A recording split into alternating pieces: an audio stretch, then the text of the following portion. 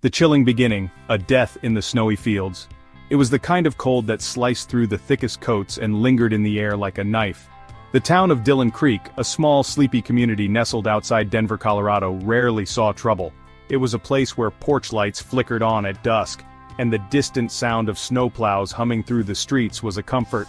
But on the bitter morning of January 15, 2023, the peace was shattered in a way its residents would never forget. It was Harold Bennett, a retired mechanic and all-around early riser, who first stumbled upon the scene. The 63-year-old was walking his dog, Rusty, before sunrise, as he did every morning, battling the cold in a heavy flannel jacket and a thermos of coffee that steamed in the icy air. He'd taken his usual loop along the edge of Barrett Farm, a sprawling patch of empty land blanketed in snow, when Rusty began pulling hard against the leash. "Come on, Rusty," Harold muttered, his breath visible as he struggled to control the energetic Labrador. "What's gotten into you, boy?" The dog whined and barked, pawing at the snow and dragging Harold forward, deeper into the field. Just before sunrise, only the silvery glow of the moon lit the area. That's when he saw her. At first, Harold thought he was looking at a discarded mannequin. The figure lay awkwardly twisted, half buried in a patch of snow near some shrubs. But as he got closer, his stomach churned. It wasn't a mannequin, it was a young woman. Her dark hair, matted with frost, spilled across snow that had faint stains of what Harold instinctively knew was blood. "Jesus Christ," he whispered, pulling Rusty back as the dog barked frantically. His hand trembled as he fumbled for his phone. 911. I need help out on Barrett Farm," he stammered. "I think there's a body." The young woman lay motionless, her face pale under the blanket of frost. She appeared to be no older than 19 or 20, wearing only a light coat and jeans.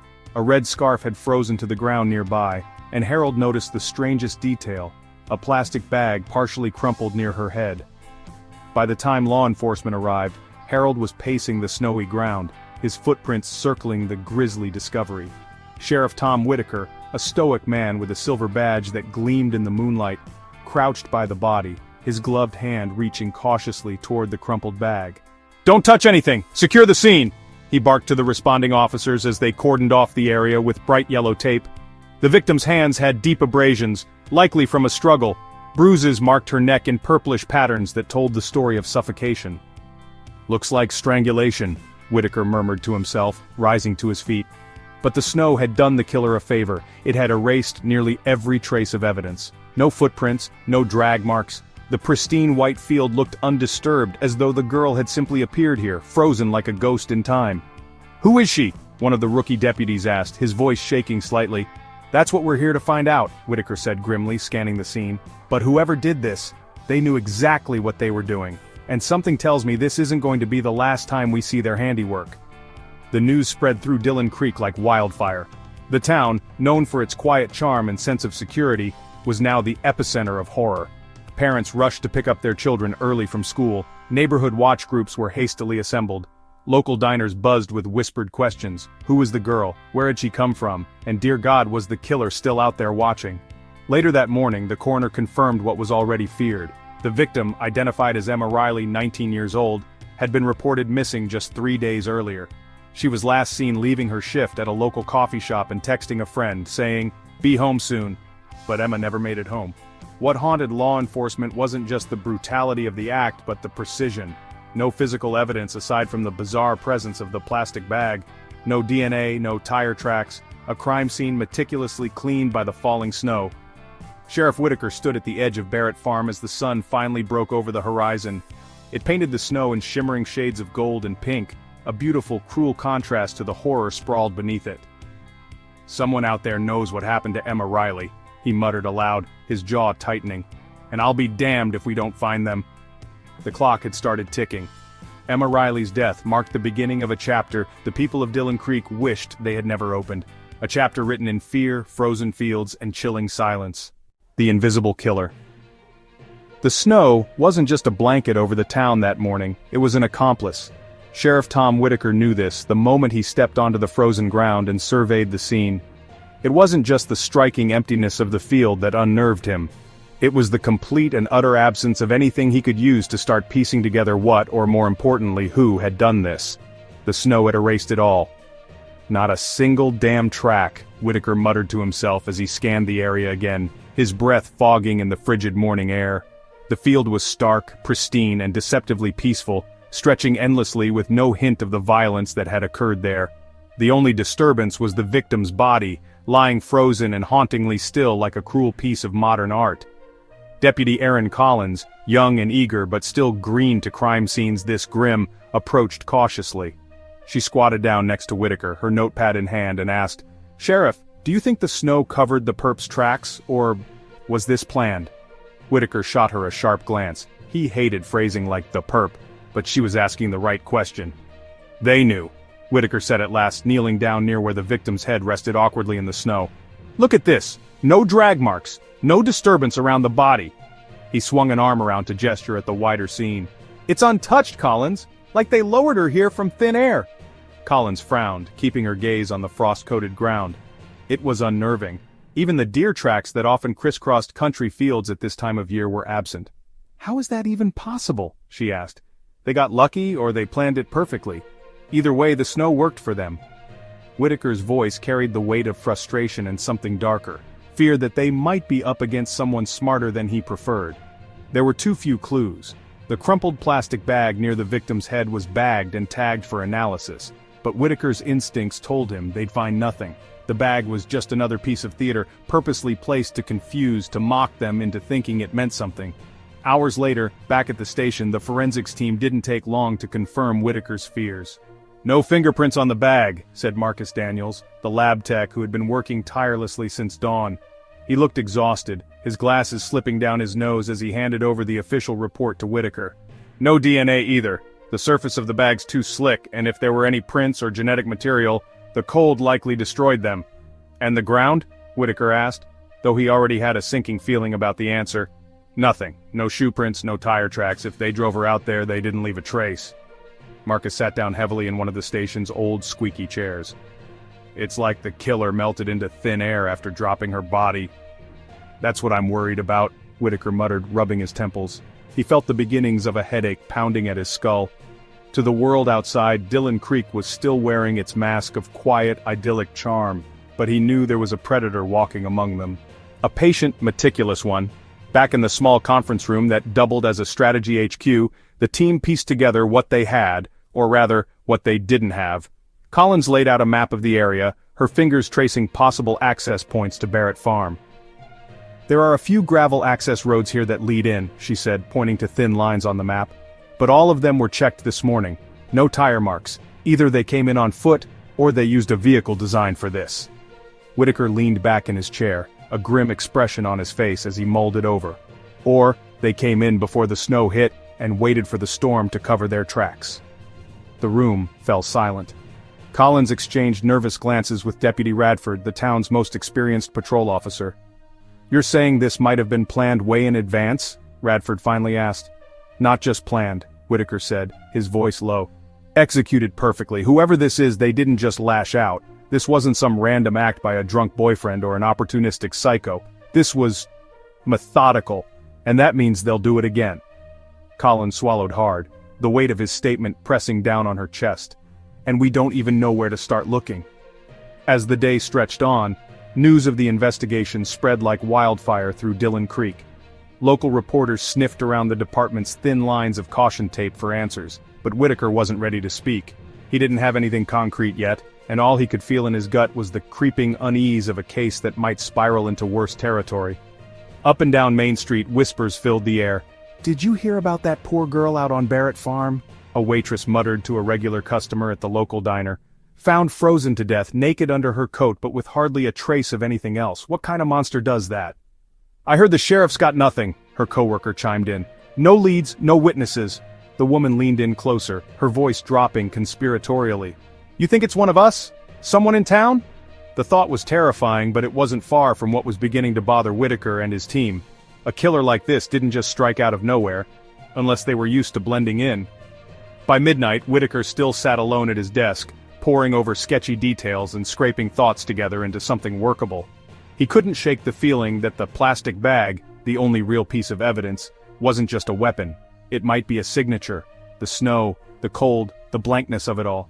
Every piece whispered the same horrifying truth. This killer wasn't sloppy. They weren't messy or angry or vengeful. They were deliberate, and that made them far more dangerous. Whitaker leaned back in his chair and exhaled, his breath catching in his chest. Somewhere in the comforting quiet of Dillon Creek was a ghost with far more tricks than the sheriff was prepared to face. The second disappearance shakes the town.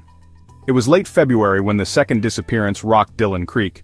The snow had begun to thaw in patches, but the bitter cold still clung to the air like an unwanted reminder of the horrors that had already struck the small Colorado town. The people of Dillon Creek had barely begun to process the discovery of Emma Riley's frozen body when news broke that another young woman had vanished. Her name was Sarah Dover, a 23-year-old paralegal who worked at a small law firm in central Denver. Sarah was known to be an extremely private woman. In a town where most of its residents tangled their lives like vines, frequenting the same diners, attending the same churches, and exchanging pleasantries at the grocery store, Sarah kept to herself. She had moved to Dillon Creek only 2 years earlier, renting a modest house a little off the main drag. Those who knew her described her as quiet but kind, a creature of habit. So when Sarah didn't show up at work on the morning of February 26th, her absence wasn't immediately alarming. It wasn't until her boss tried calling her, and after several voicemails went unanswered, that he decided to contact the authorities. A welfare check was dispatched to her home that afternoon. What officers found only deepened their frustrations. Deputy Aaron Collins approached Sarah's front door first, rapping her knuckles against the wood while snowflakes danced in the air around her. "Sarah Dover, this is the Dillon Creek Sheriff's Department," she called out. No answer. The house stood eerily still. The blinds were drawn, leaving the interior in shadow even as the late afternoon sun shimmered off the patches of melting snow. Collins knocked again, harder this time. Her partner, Deputy Radford, scanned the small, tidy yard, the 2 potted plants on the porch, the recycling bin still full from the week before. Nothing looked out of place, at least at first glance. "Maybe she's just gone out," Radford muttered, though his voice carried far less conviction than he intended. "Not without her car," Collins said, pointing to the silver sedan parked neatly in the driveway. She checked the handle of the front door, locked. "I've got a bad feeling about this." Radford sighed, stepping back to peer through one of the living room windows. "You think we should call Whitaker before we—" He stopped mid-sentence. "What?" Collins turned sharply. Radford swallowed, motioning for her to come closer. "The TV, it's still on." Collins joined him at the window, her breath fogging up the glass as she leaned in.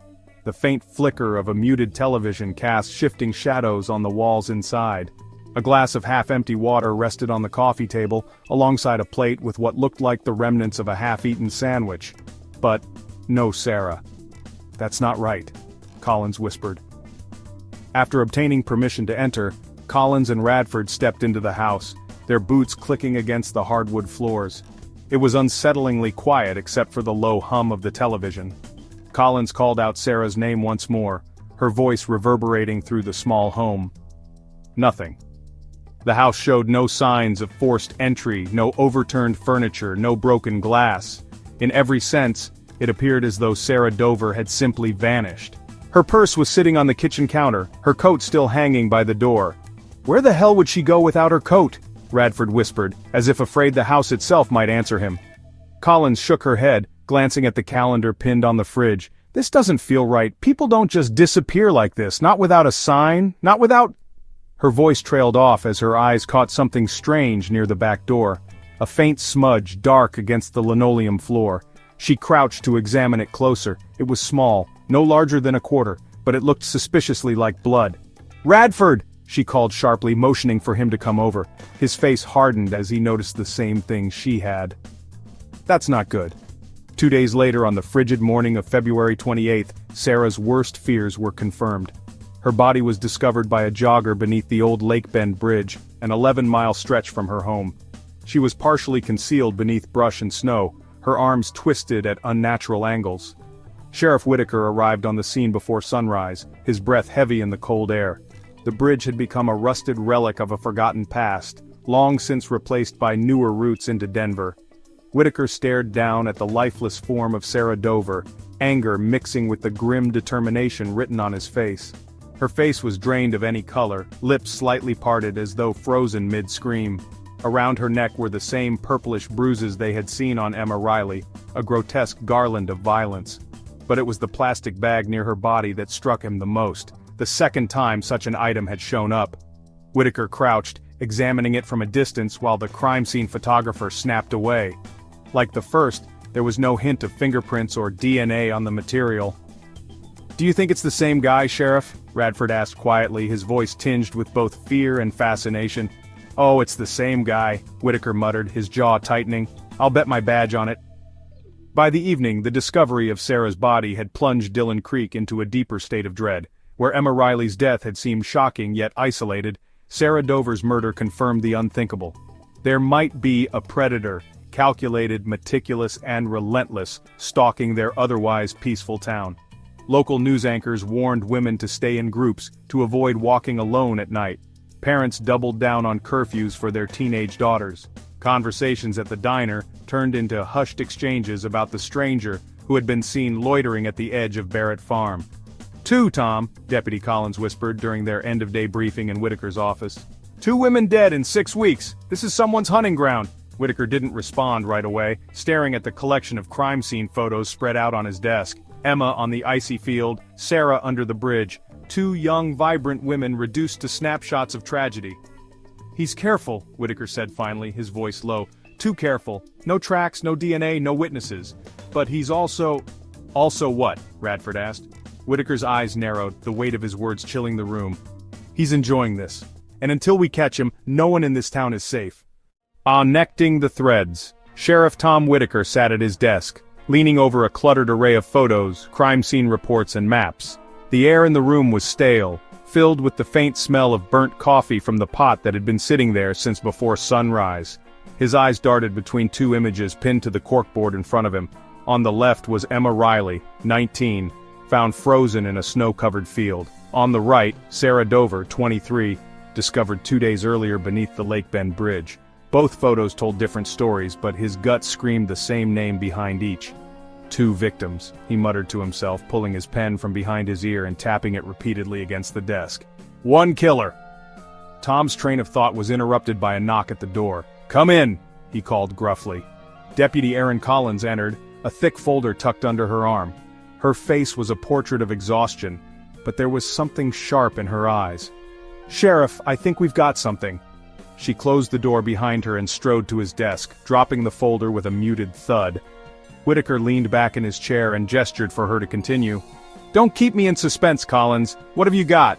Collins opened the folder, revealing a series of side-by-side overlays.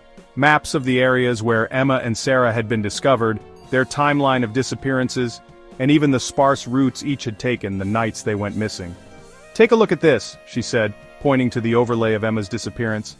Emma clocked out of her shift at McCabe's coffee shop at 9:15 p.m. Her friend confirmed she was heading straight home, but she went off course, no one knows why. Whitaker narrowed his eyes. "What route do we think she took?" Collins traced her finger along a winding road mapped out on the overlay. "This connects McCabe's to the residential area on the east side of town, where Emma lived. But here's the thing. To get to that field where she was found, she would have had to go completely out of her way. The question is why?" "Maybe she didn't go willingly," Whitaker interjected. "Exactly," Collins replied. "And now look at Sarah's route." She pulled another overlay forward, this one depicting the timeline of Sarah Dover's final hours. Sarah left her office just after 7 p.m.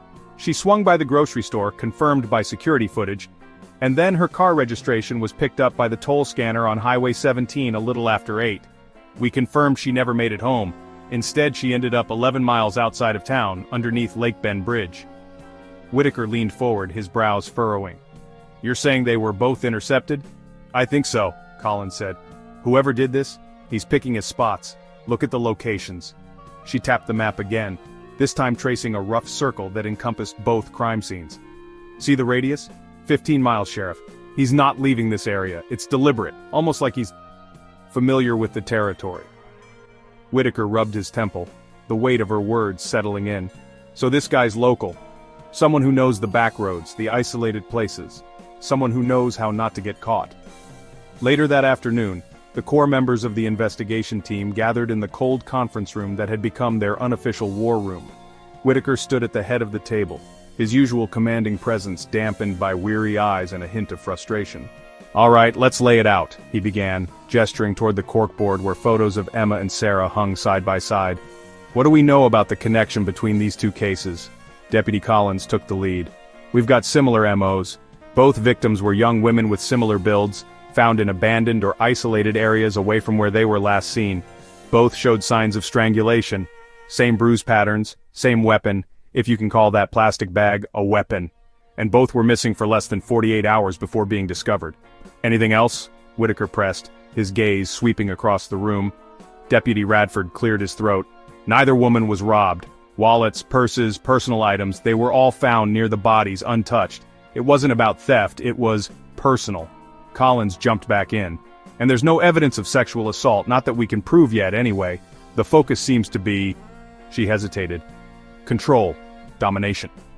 The room fell silent for a moment, the implications hanging heavily in the air. Whitaker broke the tension with a single question. And what about the bag? He pointed to the crumpled evidence photo pinned next to Sarah's picture. We had forensics analyze the polymer makeup, Collins replied. It's a generic plastic bag, the type you'd find in 100 stores around here. Nothing unique. No fingerprints, no DNA, just like the one found near Emma. The lack of forensic evidence gnawed at Whitaker. Every dead end felt like the killer taunting them, daring them to make the connection he already had. By early evening, Whitaker was back in his office, pacing in front of the corkboard. He'd plucked the photos of Emma and Sarah down, now staring at them like pieces of a puzzle whose edges refused to align. It's not random, he muttered under his breath. These choices, these places, it all means something. The sound of his door creaking open startled him.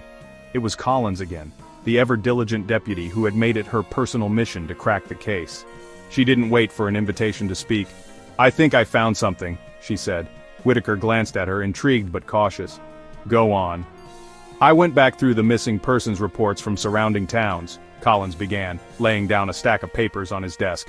There's another one, a girl, 21, went missing outside Boulder last December. She was found dead 2 days later. Strangled, no evidence left behind, and... She paused for dramatic effect, pulling out one last photo. A plastic bag right by her body. Whitaker stopped pacing. He stared at the photo without speaking for a moment, then let out a low whistle.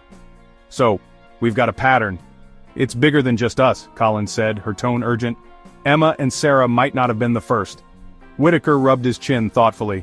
This changed everything. If their killer had struck before, and in other towns, it meant two things. Dillon Creek wasn't his only hunting ground, and he wasn't done yet.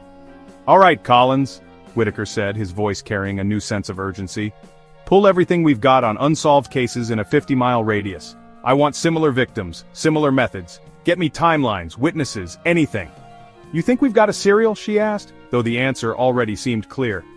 We don't think anymore, Whitaker replied. We know. And now, we start hunting him. The lone witness, and the shadowy figure.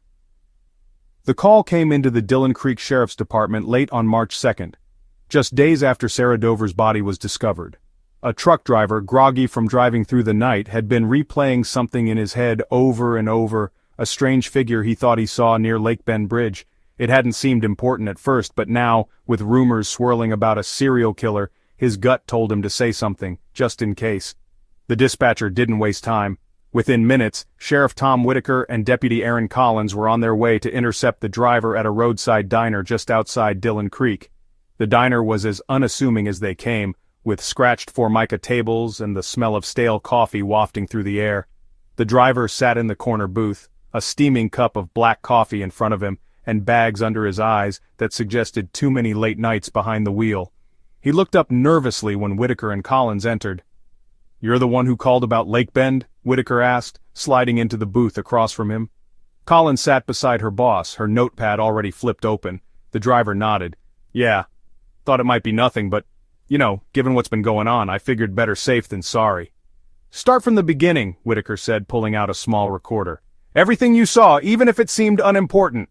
The man cleared his throat, rubbing the bridge of his nose. All right, so it was late. I had just come off the highway, taken the old route into town. I prefer to avoid the tolls when I can. Somewhere around 11:30 p.m., I passed by Lake Bend Bridge. That's when I saw someone. Whitaker leaned forward slightly. What did they look like? The driver sighed, his frustration evident. That's the thing, Sheriff. It was dark as hell, and the only light out there was my headlights. I didn't get a great look. Looked like a man, though. Average height, maybe 5'9" or 5'10". Medium build. He was walking, kind of quickly, right near the bridge. Walking? Collins cut in. Near the bridge at that time of night? Did you see which direction he was going? Yeah, headed south, toward the main road. But here's the strange part. He was wearing a hood, like one of those big jackets with a hoodie, you know? It was pulled tight around his face. I thought it was weird, what with the way the weather's been. It wasn't that cold that night. Definitely not cold enough to bundle up like that. Whitaker exchanged a glance with Collins. Could you see his face? The driver shook his head regretfully. No, sir. His back was to me most of the time, and I didn't slow down because, well, I didn't want to spook him or anything. He just looked a little off, you know, like he didn't belong there. Did you see a car? Anything parked nearby? Nope, that's another thing that got me thinking later. No car, no bike, just him, walking along the damn road like he'd appeared out of nowhere. If I'd known what you folks were dealing with, maybe I would have stopped, but... Whitaker raised a hand to stop him. You did the right thing by calling us. Don't beat yourself up over it. Back at the station, Collins pored over the notes she had taken. Do you think this is anything, Sheriff, or just a guy out for a walk? Whitaker reclined in his chair, the top button of his shirt undone as he stared at the ceiling. A man walking, on that road, at midnight, near the crime scene? He sat up, his expression serious. No, that's not nothing. You think he had something to do with Sarah? Collins asked. I don't know, Whitaker admitted, grabbing the map of Lake Bend Bridge from the stack of files on his desk. But think about it. If he's our guy, what's he doing walking? Why no car? Most killers would do everything in their power to avoid drawing attention. Collins nodded. Maybe he parked somewhere further away and walked back to avoid being spotted on cameras. That road near the bridge doesn't have great surveillance coverage. Whitaker grunted in agreement. Or maybe he's trying to blend in. The kind of guy who walks down the side of a road at night isn't a guy you'd think twice about, right? No one would suspect him. Except this driver, Collins countered, circling the approximate area where the man had been seen. Except our guy got unlucky, Whitaker said, running a hand through his graying hair. He stared at the map for a moment longer before pointing decisively. Check traffic cams. If he walks south, we might catch him crossing a junction somewhere. The following day brought frustration. The preliminary analysis of surrounding traffic cameras proved inconclusive. The picture quality was poor, and while a shadowy figure did appear on one grainy clip near an intersection, the resolution made it impossible to confirm an identity. The suspect's hood completely obscured his face. It's like he knows exactly where the blind spots are, Collins muttered as she stared at the footage in the department's dimly lit AV room. Nah, Whitaker disagreed, pacing behind her. Nobody's that good. If he's avoiding cameras, it's not because he's a pro, it's just dumb luck. He stopped short, his eyes narrowing at the screen. But luck runs out sooner or later. Days turned into a week, and while Whitaker couldn't shake the image of the shadowy figure from his mind, the trail seemed to cool as quickly as the freezing nights in Dillon Creek. The truck driver's witness report was added to the case file, but without further evidence it became just that, a report. Still, Whitaker kept coming back to it. A lone man walking, covered up near a murder scene. There was something there, something he couldn't explain. Something that felt more like a whisper in the back of his brain than solid detective work. He's out there, Whitaker said one late night as he stared at the corkboard in his office, the two crime scene photos staring back at him. He's there, watching us, watching me. From somewhere in the darkness of the town, the killer could feel the same thing. The third victim and the community's outrage. By mid-March, the chilling sense of dread that had gripped Dillon Creek solidified into something far darker. The picturesque town, once so proud of its friendly familiarity, was now under siege. Mothers called their daughters after sunset. Husbands checked locks on their doors 3 times before bed. The whispers had grown into full-blown shouts. There's a killer among us, and the police aren't doing enough to stop him. The third victim disappeared on a foggy Tuesday night. Jennifer Lopez, just 21 years old, was a waitress at the Silver Spoon, a cheap but beloved diner nestled at the corner of Main Street. She'd spent the last few years working extra shifts to save up for veterinary school, earning the affections of customers for her quick wit and easy smile. But on that particular evening, Jennifer was exhausted. She barely touched her dinner before her shift, her roommate Lena later told detectives. She was still laughing though, always laughing even when she was dead tired. Jennifer's decision to walk home alone that night, a route she had taken hundreds of times before, was one the entire town would later replay in their minds. A simple walk from her diner to her apartment 2 blocks over, a route well lit by street lamps, a route safe enough, or so everyone thought, for a young woman traveling by herself. Jennifer clocked out just after 9 p.m. The streets were quiet, except for the occasional chirp of a traffic light switching colors. As she zipped her coat and stepped outside, the cold of the night bit into her fingers. She stuffed her hands deep into her pockets and started home, her breath puffing out in soft clouds of condensation.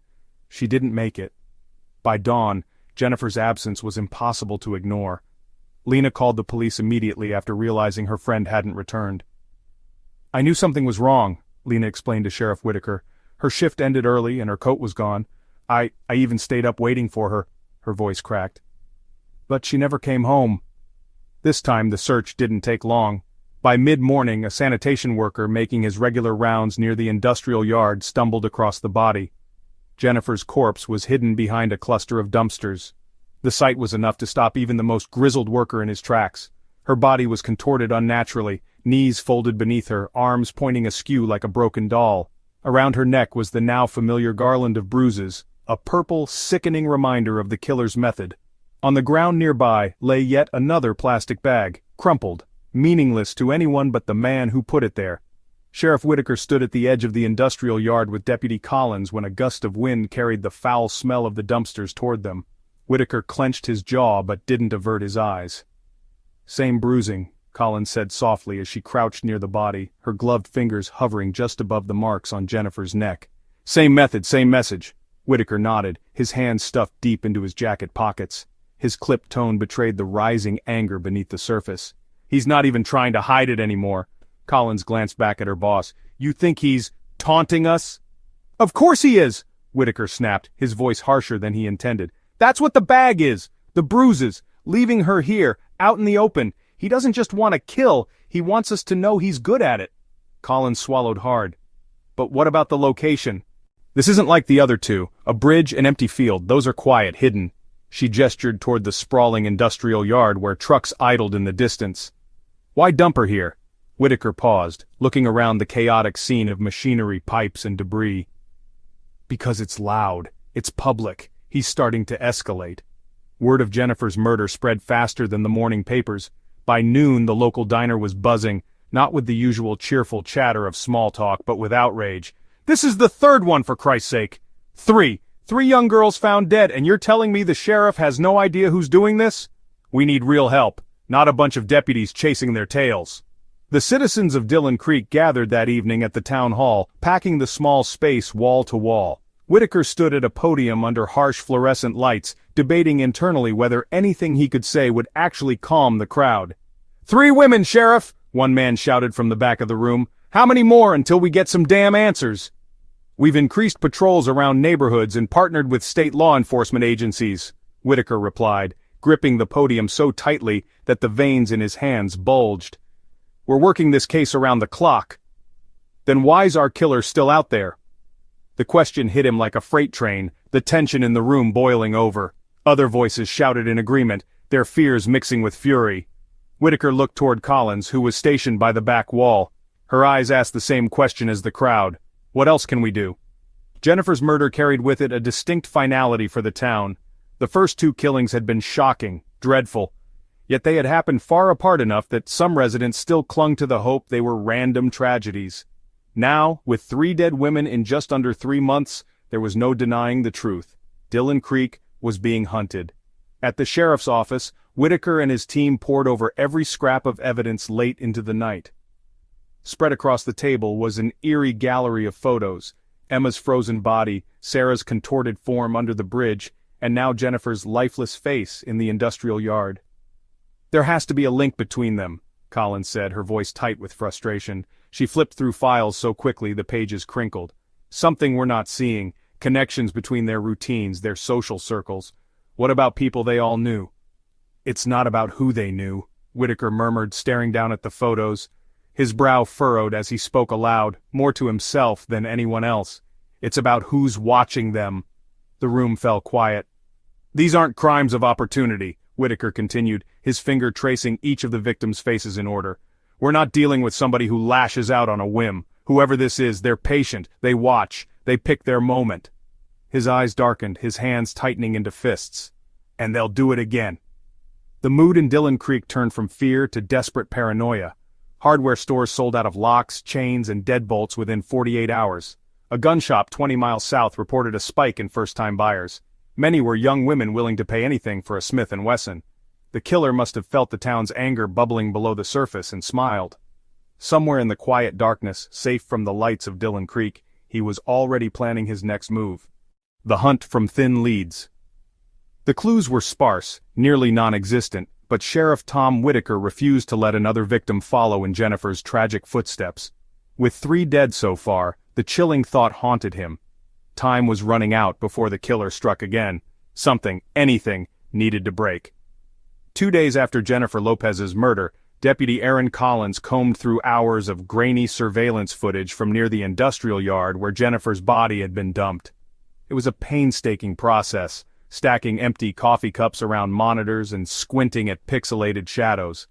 That yard bordered a web of narrow streets, almost none of which were equipped with functioning traffic cameras.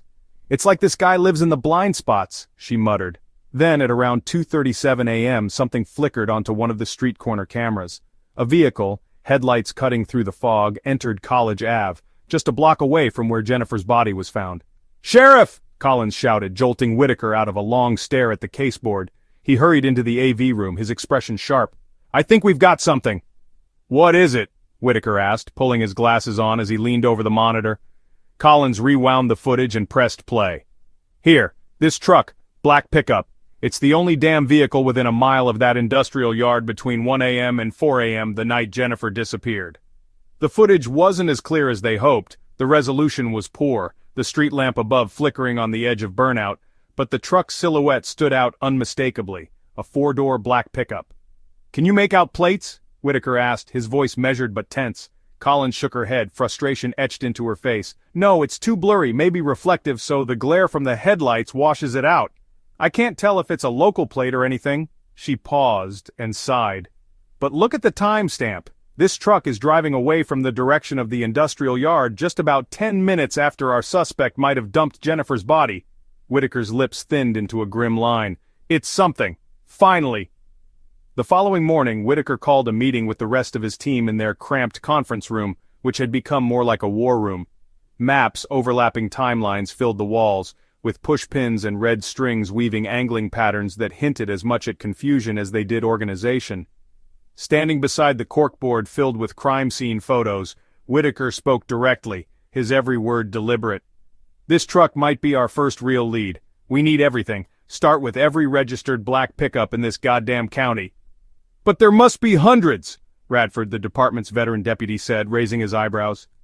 "Then let's narrow it," Whitaker shot back. "Focus on anyone with prior records. Burglaries, assaults, suspicious behavior. If they've got any tie to isolated places like the field where Emma was found or Lake Bend Bridge, flag them. I want them on the top of the pile." Collins handed out the printed stills pulled from the surveillance footage. The black and white images showed a blurry outline of a truck. "Also, check repair shops," she added. "See if anyone's had bodywork done to a black truck recently. Dents, scratches, a paint job.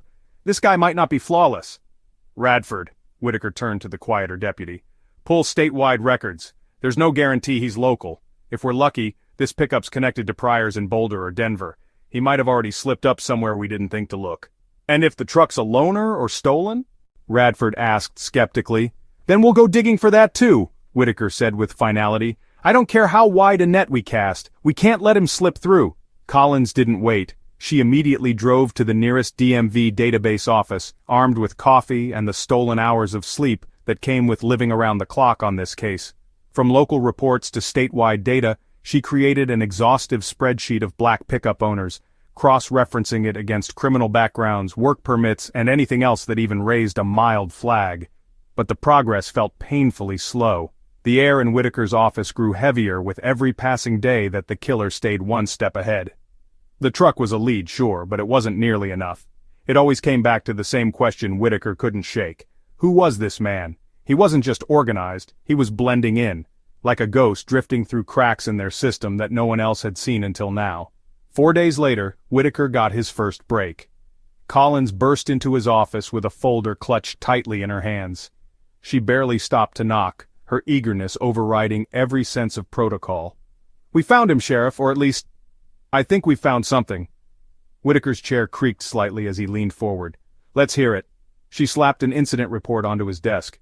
Sean McAllister, 34 years old, owns a black four-door pickup. Listed address puts him less than 5 miles from the industrial yard where Jennifer's body was dumped. 2 prior arrests for assault, one on his ex-girlfriend, the other on a bar fight last year, and, she emphasized the next part, he reported a paint job on his truck just 3 weeks ago. Whitaker's eyebrows rose slightly, but he kept his expression controlled. Did he explain the new coat? Claims there was some damage, practically begged the shop owner not to report the details, just paid cash up front. Could be innocent, Collins conceded, but it matches the truck we're looking for. And there's more. She pointed to another report beneath the first. Turns out McAllister grew up near Barrett Farm. He's been seen around that area before. Whitaker frowned. That's too many connections to ignore. Let's bring him in. The next morning McAllister's front door creaked open with hesitation as Whitaker, Collins, and 2 other deputies surrounded his property. Sean McAllister was wiry, his weathered face tucked under a baseball cap when he answered. He almost immediately began fidgeting when he saw Whitaker's badge. "What's this about?" he croaked, his fingers brushing nervously along the edge of his sweatshirt. "Mind if we ask a few questions about your truck?" Whitaker asked, his expression neutral but commanding. McAllister licked his lips, his darting eyes giving away nothing concrete but making Whitaker's instincts flare. "Sure, go ahead. What's the deal here? Am I in trouble or something?" "That depends," Whitaker replied, folding his arms.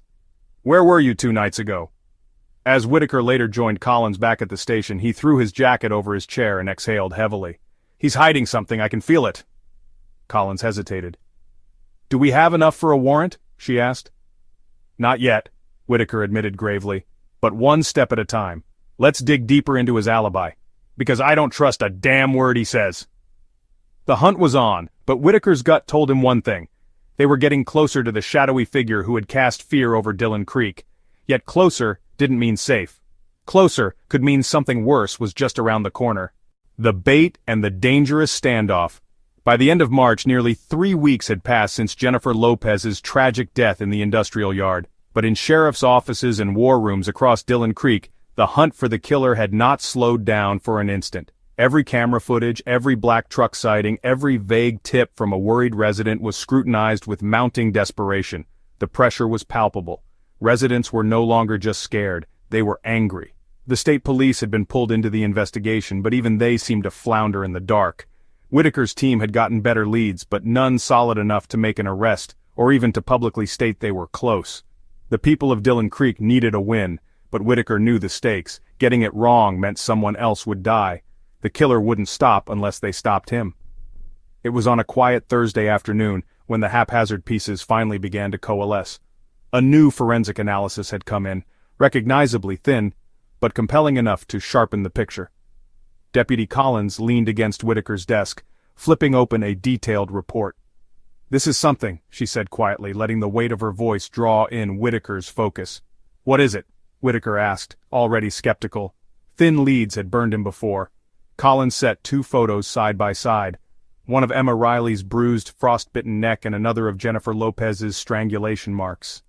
"See these patterns?" The analysts confirmed it. The killer's hand positioning is identical. Same amount of pressure applied, same angles. It's not just brutal, it's controlled, precise. Whitaker scanned the photos, but Collins continued talking.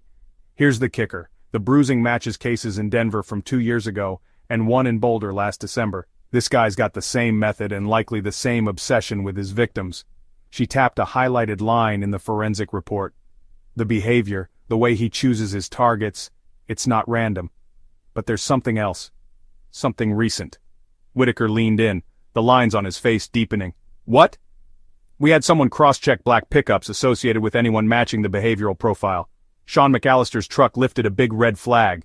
But here's the new thing. His prints were found on a drink can near the industrial yard. It was just outside of the immediate scene, almost missed during the initial sweep." Whitaker's breath caught. "It's him."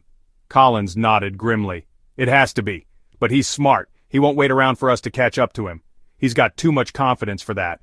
If we're going to stop him, Sheriff, we need to push him. Force his hand." Whitaker leaned back in his old chair, the wood creaking under his weight. He grabbed his coffee cup, drained it, and set it down decisively. "All right," he said, his voice heavy with determination. "Then we play his game. We set the bait. Setting the trap. The idea was simple, a controlled operation designed to smoke him out by giving him exactly what he wanted. A potential victim, alone, vulnerable, in the right kind of setting. Whitaker hated the risks, hated the fact that someone, one of his own, would have to walk into the lion's den. But there was no better way to draw the killer out. The decision on who would play the role was made quickly. Deputy Aaron Collins volunteered first. No debate, she told Whitaker as they stood in his office, the tension between them palpable. I know his patterns, I know the risks, I'm ready for this. You don't know what he's capable of, Whitaker said, his tone harsh but weighted with concern. That's why I'm the best choice, she countered. I've studied him, I've lived these cases. If someone else goes in without understanding his mindset, we'll lose the edge. Look, Sheriff, I'm doing this. After a long pause, he relented. All right, Collins. But you're not going in alone. The second something feels wrong, I'm pulling the plug. You hear me? She nodded. Crystal clear. The setup took days to plan. They chose a rundown auto repair shop on the outskirts of town, a location isolated enough to match the killer's previous preferences. Collins would pose as a waitress taking a shortcut home after her late shift at the diner. A black hoodie, worn jeans, and a worn duffel completed the look. The real trap lay in the team stationed nearby, Whitaker, 3 sharpshooters from the state police, and an FBI tactical specialist. Hidden surveillance cameras had been installed ahead of time, with intermittent coverage to avoid suspicion. Collins stood at the edge of the garage, perfectly within view, but not too conspicuous. She ran her fingers along the edge of her phone, her heart pounding despite her steady demeanor. It's quiet, she muttered into the tiny headset tucked discreetly into her ear. Too quiet, Whitaker's voice responded from the surveillance van parked a quarter-mile down the street. Stay in position. He could be watching. Minutes passed, an hour, then another. It was just after midnight when something finally stirred. A shadow slipped across the far end of the auto yard, dark, fleeting, barely visible. Collins instinctively stiffened even as she forced herself to appear casual, distracted by her phone. The shadow moved closer, resolving itself into a figure. Sheriff, I see him, she whispered, keeping her tone even. Whitaker straightened in his seat, eyes glued to the monitors. Keep him talking, he instructed. We need to confirm it's him before we move in. The confrontation. The man stepped into the dim light, revealing a hooded figure with unkempt hair and sharp, darting eyes. He stopped a dozen feet away, his posture stiff but unnervingly calm. Hey, he called out. You lost or something? Collins turned slowly, feigning vulnerability. Kinda. I got off work late and thought this was a shortcut back into town. Guess I was wrong. The man smiled, but there was no warmth in it. Yeah, it's the wrong place, all right. Pretty dangerous out here, especially for someone alone. Her grip tightened on her phone, though she made no outward indication. Thanks for the tip. I'll just get going. Wait, he said, stepping closer. His hand moved to the pocket of his jacket, slow and deliberate. You don't look like you're in a hurry. Whitaker's voice cut through her earpiece like a razor. Confirmed. It's McAllister. Collins, stand by. The man pulled something from his pocket, a length of cord that coiled in his hand like a serpent. Collins swallowed hard but didn't break character. You know, McAllister said, taking another step forward, I don't think you're in a hurry at all. You look like someone who likes to take her time. Collins shifted backward, palms raised slightly. Look, Now! Whitaker's command roared through the comms, and the trap sprung into motion. The silent darkness erupted into chaos as floodlights blazed to life and armed officers poured into the auto yard. Dillon Creek Police! Hands where we can see them! McAllister froze, his glee turning to fury in an instant. But instead of complying, he lunged, straight at Collins. She reacted on instinct, dodging his grasp while tackling him toward a stack of old tires. As the two struggled, Whitaker sprinted into the fray, his weapon locked on McAllister even as the fight continued. Get your hands off her! Whitaker bellowed. State troopers rushed in, subduing McAllister with force as his screams filled the night air. You thought you could stop me? He raged. You think this ends here? Whitaker stepped over him, his breathing heavy. It does tonight. As McAllister was dragged toward the waiting squad cars, Whitaker turned to Collins, who was brushing herself off. You okay? He asked. She nodded, her face pale but composed. I am now. For the first time in weeks, Whitaker allowed himself to breathe. They had him. The nightmare might finally be over. Unmasking the serial killer. The air in the sheriff's office crackled with tension. It was the kind of day where every officer felt the weight of failure pressing against their shoulders. They had him. Michael Carter was in custody, but it wasn't enough. While the press hounded them for updates and the people of Dillon Creek demanded answers, Sheriff Tom Whitaker knew the truth. They still didn't fully understand him. Michael Carter wasn't just a man who killed women. He was a meticulous predator. He planned, stalked, and executed with savage precision. And now he sat calmly in the holding cell, as if he were watching the world from a comfortable seat in a theater. Inside the dim interrogation room, Sheriff Whitaker faced him, his boots scraping the tiled floor as he paced. Across the table, Carter sat in his orange jumpsuit, his wiry frame slightly hunched forward. His sharp eyes followed Whitaker's every movement. "You don't look like much," Whitaker began, his voice steady. Carter smirked faintly but said nothing. "No, someone like you doesn't want to be noticed, huh? No friends, no family, just drifting, blending in." Whitaker paused, crossing his arms as he leaned against the cold concrete wall.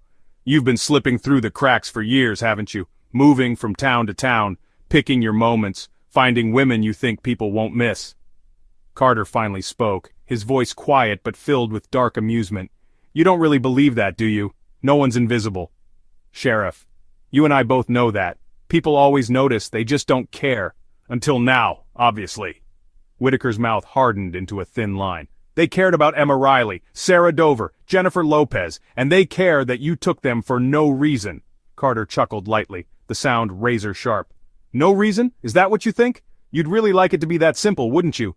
Random acts of violence, a mindless monster doing bad things because, why not?" Whitaker slammed his palm against the metal table, his patience fraying. "Then enlighten me, Carter. Why them? Why any of them? What makes you so goddamn special that you get to play executioner?" For the first time, Carter leaned forward, his hands still cuffed but his posture predatory. His voice dipped into something chilling, calculated. "Because I can. Because people like you give me the opportunity. You put up all your yellow tape, your patrol cars, your babysitter deputies, but it's not enough, Sheriff. It's never enough." "And the bag? The bruises? Leaving them out in the open? You wanted to send a message, didn't you?" Carter tilted his head, as if considering the question like a painter deciding whether to sign his masterpiece.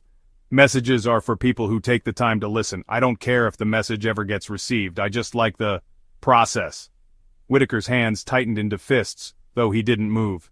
He exchanged a brief glance with Deputy Collins, who was watching from behind the one-way mirror, her face tight with controlled fury, digging into Carter's past.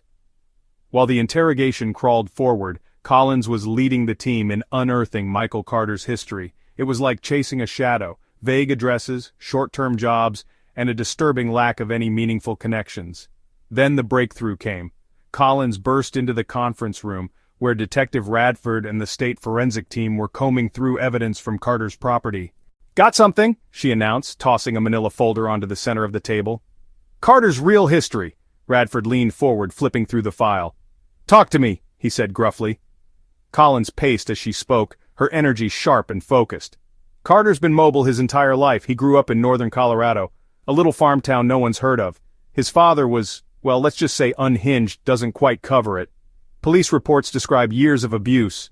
Physical, psychological, you name it. Father disappeared when Carter was 15, never found." "Great," Radford muttered. "So daddy issues make him a killer?" "It's more than that," Collins continued. "After his dad vanished, Carter bounced through the foster system until he was 18, a system that completely failed him. Every home he landed in reported escalating violent tendencies. At one point, he stabbed a foster sibling's hand with a fork. Social workers chalked it up to acting out." She smirked bitterly. "Guess they were wrong." Radford frowned. "And then?" "No record of him until his early 20s, Collins said, pulling out another report. "A string of short-term jobs across 3 states, cleaning crews, retail warehouses, rest stop maintenance, all low profile, all high turnover. He made sure not to leave a trail. But here's the kicker. Several of his employers reported off behavior. One even claimed Carter would follow female employees after their shifts. No one ever pressed charges. He knew exactly who to target." Radford exhaled sharply, his frustration clear. "And now here we are, years later, and the guy's perfected his little system." Inside Carter's mind back in the interrogation room, Whitaker leaned forward, locking eyes with Carter. The sheriff knew he couldn't lose control. Not yet. Carter was baiting him, but Whitaker also knew something else. Carter wanted to talk. "Let's talk about Emma Riley," Whitaker said, his tone calculated. Carter's lips twitched, just slightly, almost imperceptibly. "She was a good one," he murmured. Those words stung like a lash across Whitaker's nerves, but he forced himself to stay locked in. "What does that mean, Michael?"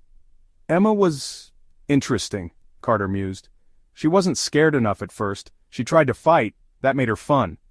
Whitaker's hands tightened on the table, but he stayed seated, his voice lowering to a deadly calm. "You think this is fun? Torturing these women?"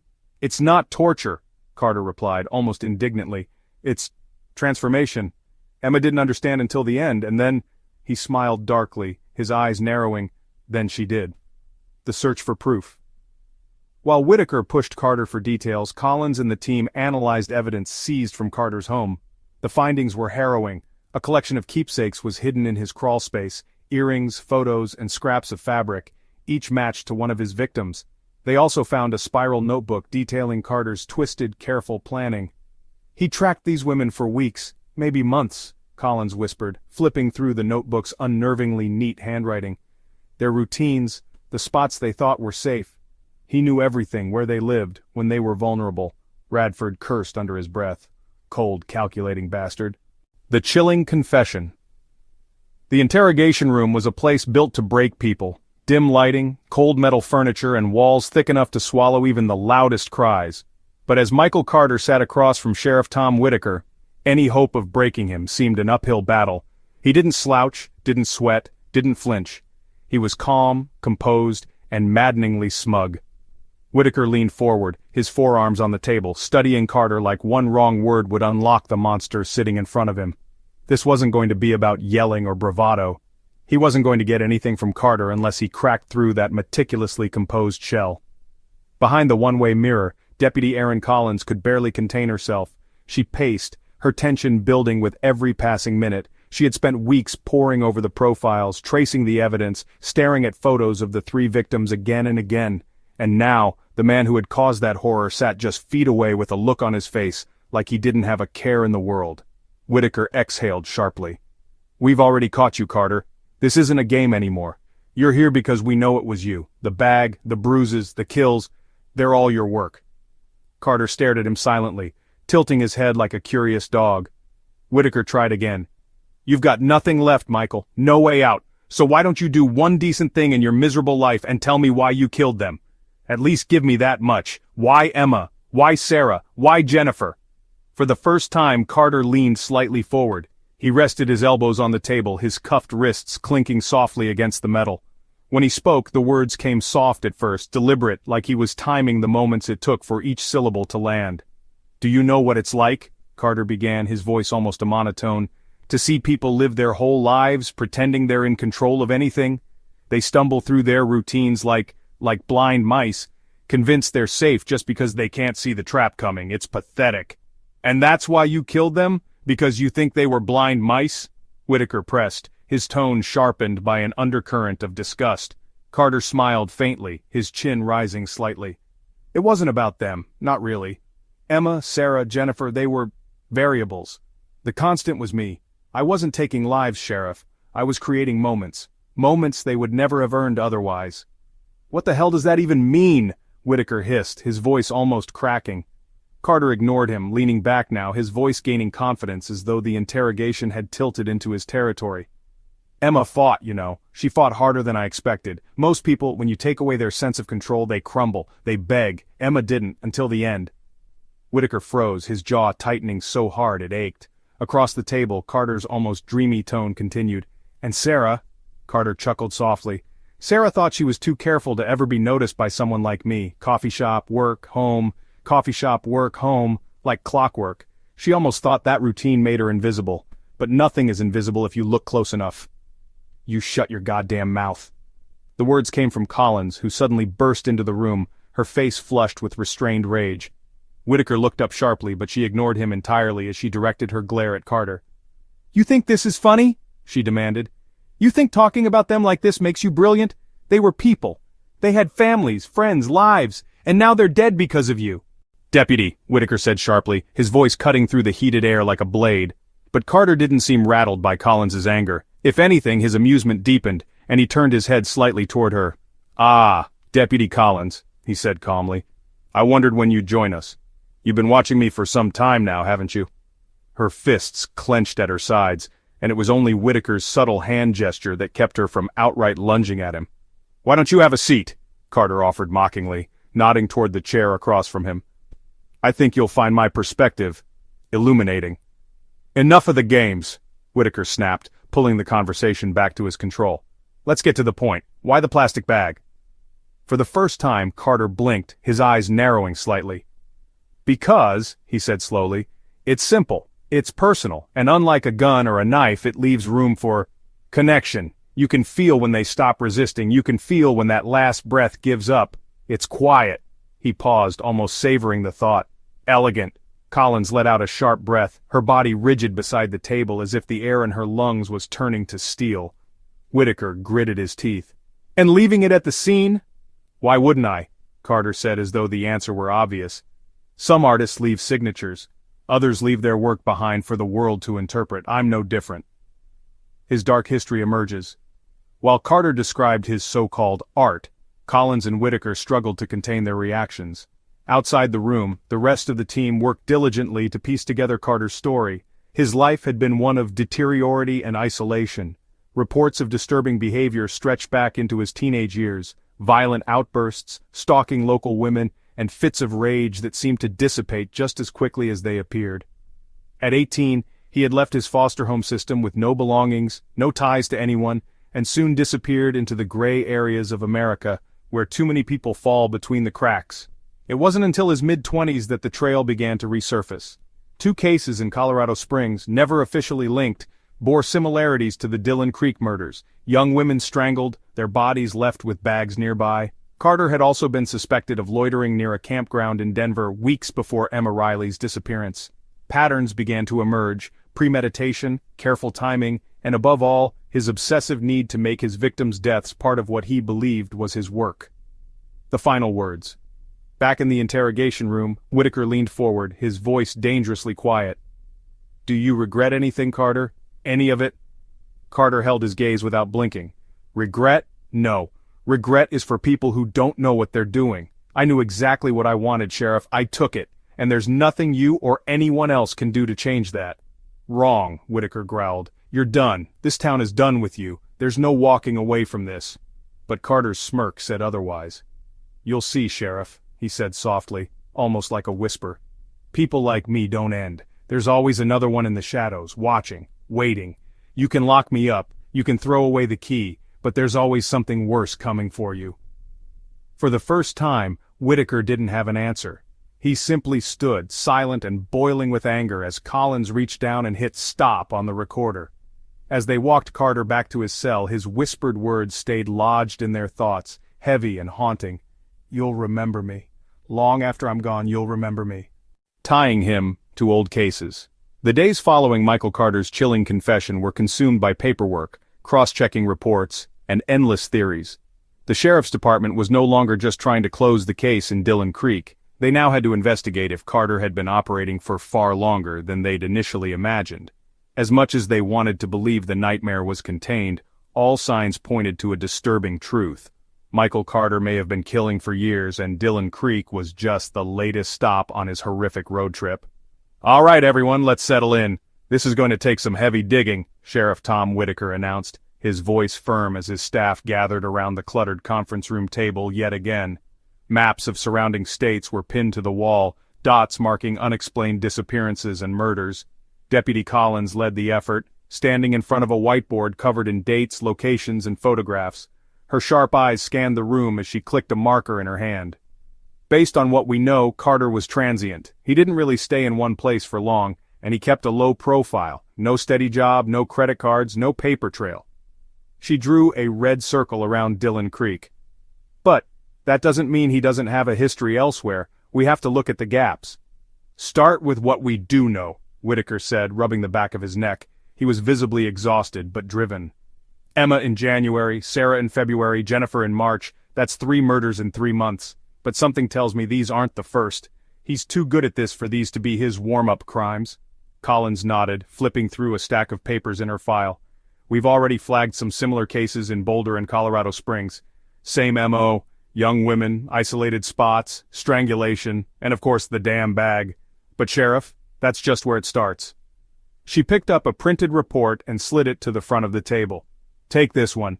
Madison Freeman, Boulder, Colorado. December 2022. 21 years old, missing for 2 days. Found strangled near an abandoned hiking trail. The case went cold because they didn't have any solid leads, but... She pointed at a grainy photo of a bag. Tell me that doesn't look familiar. Whitaker sighed heavily and leaned over the table, hands on his hips as he scanned the report. Jesus, same type of bruising, same plastic bag left like a goddamn calling card.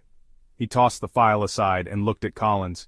How the hell did this guy manage to keep doing this for so long without getting caught? Radford, one of the older deputies, spoke up from the corner of the room, his arms crossed. He's careful. Always chooses the right kind of victim. Women traveling alone, women who won't set off alarm bells right away when they disappear. And he's smart about avoiding surveillance. He knows how to blend in. Collins glanced up at Radford, her jaw tight. That's exactly it. Carter selects victims he knows he can overpower quickly and in places where there won't be witnesses. He studies them, watches them. He moves like a ghost through these towns. Whitaker straightened up and motioned toward the map on the wall. What about the cases further out? Anything before December? Collins pulled out another folder from her stack, flipping it open. Actually, yes. There's a case in Utah from early 2022. Grace Mueller, 23, found strangled outside a small motel near Salt Lake City. Another one in Wyoming around the same time. Same method, same lack of evidence, and... She dropped another photo onto the table. Same damn bag. The room went silent as everyone stared at the growing pile of connections. So, you're telling me this son of a bitch has been doing this across multiple states? For how long? Whitaker's voice was gravelly, more a growl than a question. At least a couple of years, Collins replied. But, I bet it's been longer, maybe a lot longer. A national puzzle. All right, Whitaker said, circling back to the whiteboard. He grabbed a marker and began connecting the dots between Dillon Creek, Boulder, Utah, and Wyoming. If this is all connected, and it sure as hell seems like it is, then what's the earliest known case we can tie to him? Is there anything even further back? Collins hesitated but then pulled out yet another set of documents. About 5 years ago in Nebraska, 2 cases in the span of 6 months. Both women, both strangled, both found in remote areas near truck stops. They never solved either one, but look at this. She flipped to a page containing a description of the crime scenes. Plastic bags were left near both bodies, described as disturbed personal effects. Radford frowned and leaned in closer. Jesus, Nebraska, Utah, Wyoming, Colorado. That's more than just a drifter. He's got a path. This guy has been hopping from state to state, killing wherever he feels like it. But why the bag? Whitaker asked, a mix of frustration and morbid curiosity in his voice. Why leave it behind? What the hell does it mean to him? Collins crossed her arms and stared at the board. We asked him during the interrogation, remember? Quiet, elegant, personal. He thinks it's some kind of signature, a way to make his crimes. I don't know, art? Radford shook his head. Calling it art is giving him too much credit. The bastard's just playing games with us. Maybe, Whitaker replied, his voice lined with uncertainty, but it's what makes him dangerous. That bag isn't just for show. It's proof that everything he does is intentional. He's not some guy killing in a rage. He's calculated. That's why the trail stays so clean. No DNA, no fingerprints. He plans every step. The first mistake. As the night wore on and the office quieted, Collins worked into the early hours with the forensics team. For weeks they had believed Michael Carter was untouchable. A ghost, as Radford had put it. But no ghost could operate this long without slipping up. Somewhere out there was a clue that could cement Carter's timeline and tie him irrevocably to the cases in Boulder, Utah, Wyoming, and beyond. And then, they found it. Collins pulled up an archived arrest report from 2 years ago in Kansas. Here, she said aloud, her voice cutting through the room.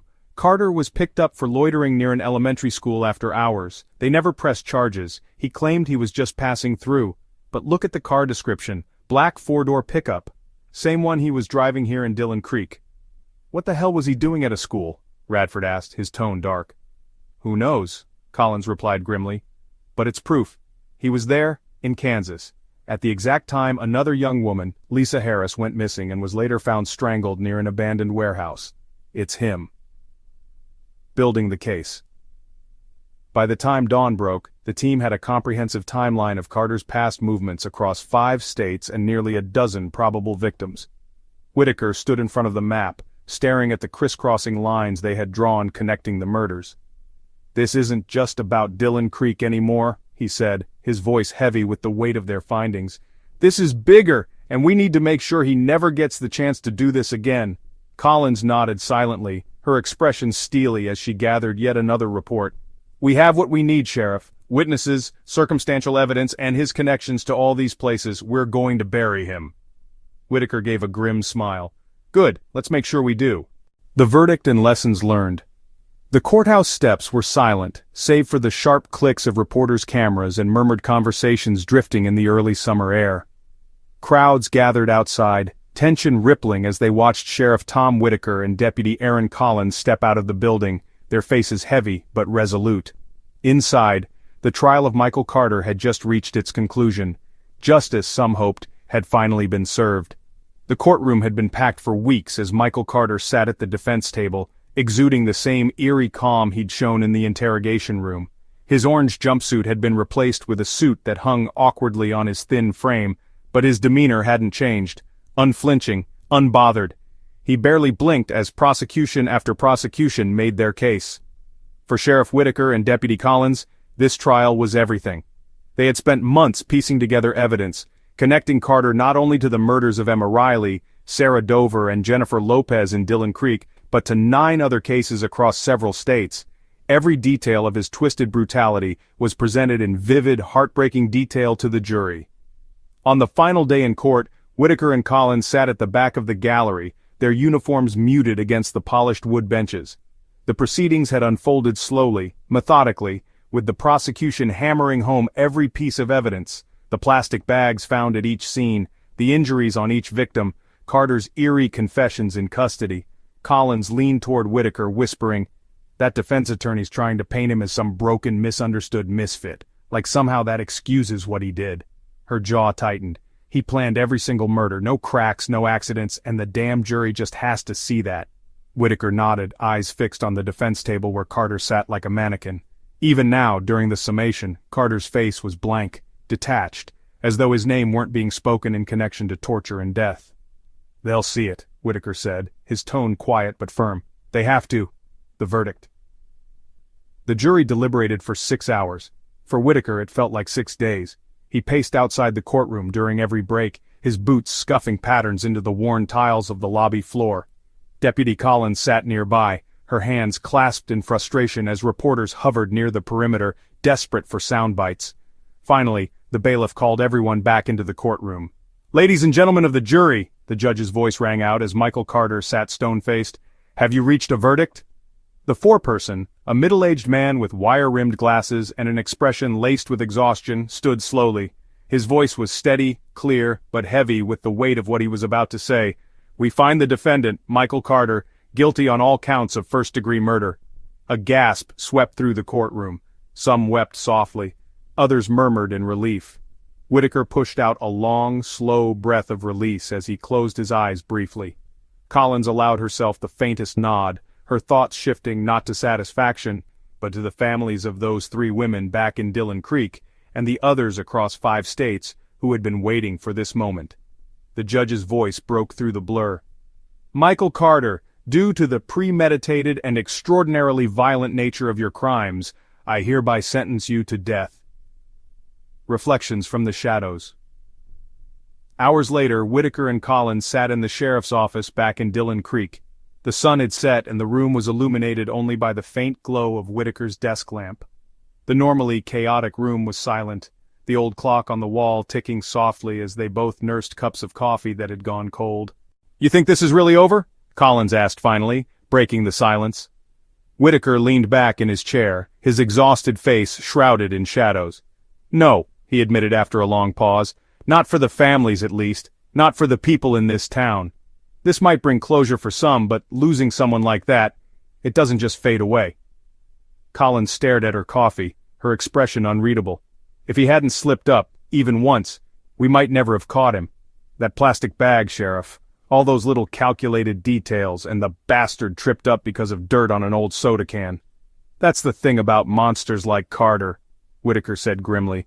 They think they're smarter than the rest of us. They make their plans so airtight they forget humans are unpredictable. They leave one piece out of place and it's enough to unravel the whole damn thing. He gestured to the corkboard nearby, still lined with maps, crime scene photos, and red string connecting places and dates.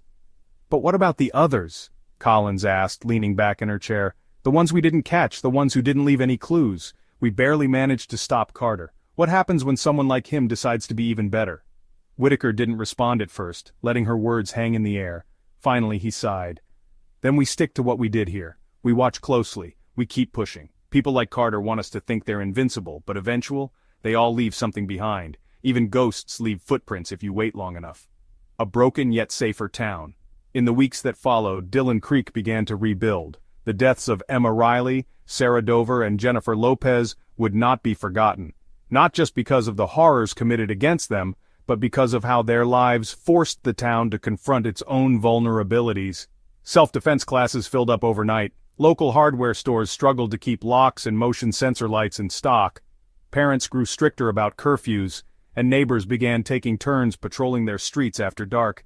But beyond the layers of newfound security was something else, something deeper. No one in Dillon Creek would ever look at a stranger wandering down their quiet streets the same way again. Sitting by the window in the town's lone diner, Whitaker stared out at the sun setting across Barrett Farm, the place where Emma Riley's body had been found months earlier. His cup of black coffee was still untouched, steaming faintly in the cool air. Collins slid into the seat across from him, her expression tired but content. "State's attorney just called," she said, tossing her phone onto the table. "They're already pushing for Carter's death sentence to be fast-tracked through appeals. They want this thing wrapped up in a neat little bow." Whitaker huffed lightly, though there was no humor in it. "As neat as a case like this can get." Collins nodded, falling silent for a moment before adding cautiously, "What if Carter was right, though, about there being more of him, maybe not in Dillon Creek, but somewhere else?" Whitaker met her gaze steadily. "Then someone like us will catch them," he said firmly. And though his tone was resolute, the shadow in his eyes betrayed the weight of knowing that for every Michael Carter they brought down, another was always waiting in the dark. "You did good work, Collins," Whitaker added after a pause. "I'm glad you stayed in this fight." "Didn't do it alone," Collins replied, a small tired smile tugging at the corner of her mouth. Together they quietly watched the sun dip below the horizon, the shadows stretching across Dillon Creek.